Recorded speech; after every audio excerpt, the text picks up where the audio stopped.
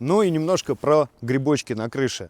Здесь у нас два вентиляционных выхода сделано. В доме будут установлены, соответственно, вытяжки. Будут установлены вытяжки в туалете, в ванной. И куда-то эта вся история должна выходить. Она будет выходить непосредственно через эти вентиляционные выходы. Много кто их не делает. Почем зря, ребята, что могу сказать.